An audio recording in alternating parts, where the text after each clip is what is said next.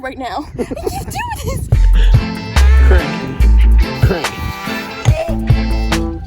All right, pull. There you go. Crank.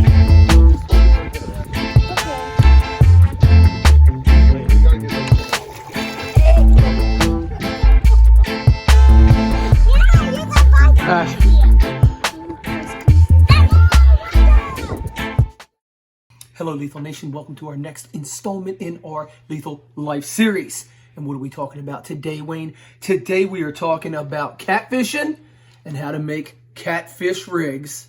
First off, how to snell a hook, and then how I tie in my slip sinker rig. All right, let's get to making some catfish rigs. First off, I'm going to give you a rundown of my rig, talk to you about the important components of it, and then I'm going to show you how to tie it, or how I tie it. There's lots of ways to tie a lot of different things. Now, why do I build my own catfish rigs? Number one, I can use all the components that I want to use. If I want to use a different type of line, I can do that, a different type of hook, slip sinker, however I want to do it. By constructing it myself, just like building your own arrows, you can build it to your specifications. Now, what do I have here? I have a 5/0 Gamakatsu hook that I snelled myself, about 18 inches a leader to a size 1 barrel swivel. Then I have a bead, slip sinker rig here that you can clip any kind of weight you want into. Now, why do I like this versus just sliding a piece of 1 ounce or 2 ounce lead on here? The reason is if you're fishing different conditions, different current types, if you're drift fishing, things like that, maybe even to get to a deeper depth, you use these clips, and then that way you can put 2 ounces on there, 3 ounces on there. You can try different kinds of weights and sinkers and things like that. One more bead, barrel swivel on the end.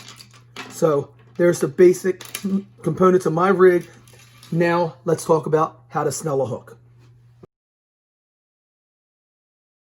All right, folks, let's snell some hooks. I'm going to show you 2 different ways to snell a hook.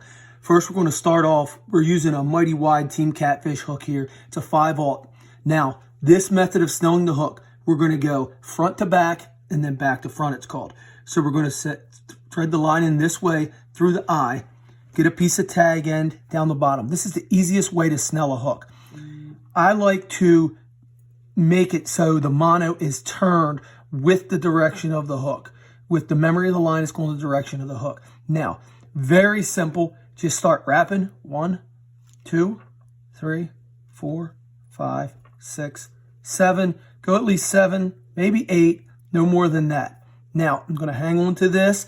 Like I said, front to back. Now we're going back to front. We're going to take the tag end piece of line. We're going to run back through the hook. Super simple here. We're going to pull that up nice and tight. As you can see, wet that a little bit. When I pull that up, that hook is perfectly snelled, super tight. Look, that's beautiful right there. Take my clippers here. We're going to cut the tag end off, and that hook is awesome and ready to go. And as you can see, it hangs super beautiful, like it's ready to go in a fish's mouth and do its job. Now, let's get to method 2. Now, method 2 for snelling the hook. This way isn't as easy, works just as good. Some guys prefer it a little bit more. We're going to go front to back again. Once again, we're going to get the memory of the line the same way our hook's going. See that? So the memory of the line is going with the way of the hook. That way, the memory of the line is going this way on our hook, so the hook's going to hang nice. Now, we're going to put a loop in here. I like to put it around my finger, kind of like that. So we went through front to back, we went along the hook, and we just got a loop in it right there. Take our tag end, keep it out of the way. Now we're going to wrap down with this method. We're going 1, 2, 3, 4, 5, 6, and 7. Like I said, this way's a little bit harder. A lot of guys like this way. Now we got the tag end. We've went 7 wraps. We're going to go right through this loop here, hold the tag end along our hook, and take, I'm going to wet it real quick a little bit once we start rolling up, and pull it nice and tight And once again, we have a beautiful snelled hook that is hanging the proper direction, as you can see, and we can clip our tag end off. Now, real quick thought here. You always want it coming in like this. That's how you want your hook to hang with these circle hooks. It's going to help the fish hook themselves. It's going to hurt you if you're going the other way. Now, if for some reason you accidentally do this wrong, you can push that through that eye. I'm going to show you real quick. You can slide this down just a hair. See how I did that? Push this through the eye if you happen to have it wrong. Now, I got it right, but I'm going to show you guys. And then you could re-put it through the other direction. So don't freak out if you don't go front to back and you forget to do that. You can do it after the fact. You don't have to go start getting crazy and cutting everything off. You can just slide that down, spin it around. And then it's going to end up hanging perfect when you get it through there. And see, pull that right back up. Beautiful. Now let's get to tying the rigs. All right, we got the rest of our components for our catfish rigs laid out here.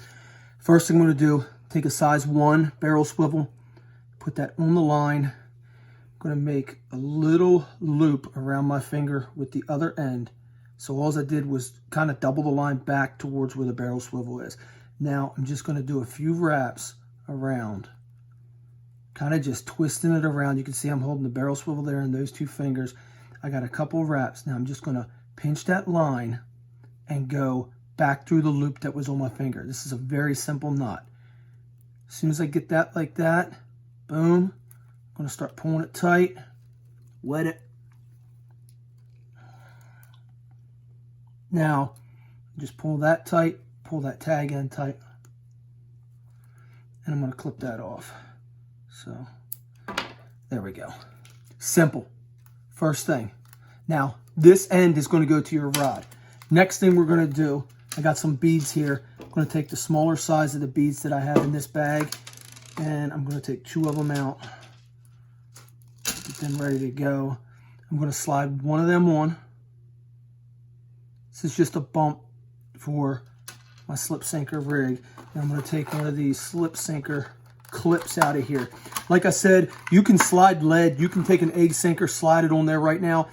I prefer to use these because then I can change weight on the fly. I don't have to just have a 1 ounce or a 2 ounce or whatever on there. That's getting slid on next. Super simple.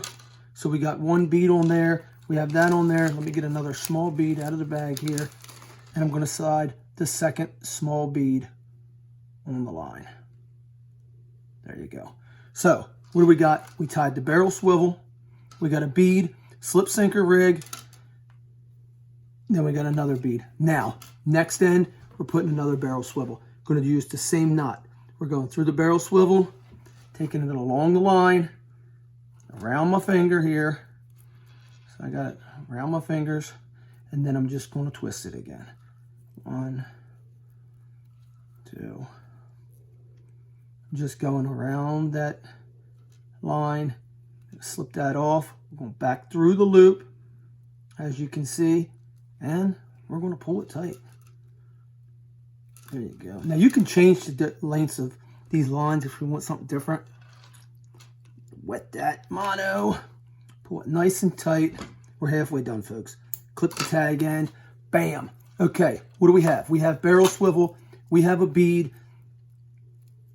We have a sinker slide rig, bead, and that. Now all we have to do, reach back over here, grab our snelled hook, and we're going to hit that same knot that I just did. One more time, you're going to get to see it. 3rd time's a charm. We're going through. We're going to go around my finger. This is going to be a little trickier to hold and for you guys to be able to see it. So we have a loop there. Going to put it around my finger, and we're just going to twist, twist, twist.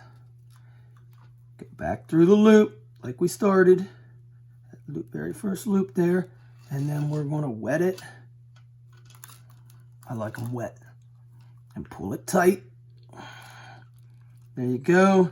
We're going to cut this little bit of tag end off here with our clippers. Boom. Now, our catfish rig is done. It's ready to have a hunk of lead put on this clip, whatever your preference is. We got this circle hook on the end, and we are ready to catch some catfish. Well, there you go, folks. You can now take your rig, barrel swivel, sinker slide, wrap everything up, get yourself a small piece of wire, something like that, maybe even a bread tie. You can wrap it around this, put it in a baggie, put it in your tackle box, and you are ready to go. Like I said, one of the reasons we like to use these clips, that way we can change weights on the fly, and the circle hooks. The circle hooks are awesome. They are working great for us on the catfish. One thing with circle hooks, fish will hook themselves. So be patient. If you're starting to get bites, don't go jerking that hook out of the fish's mouth.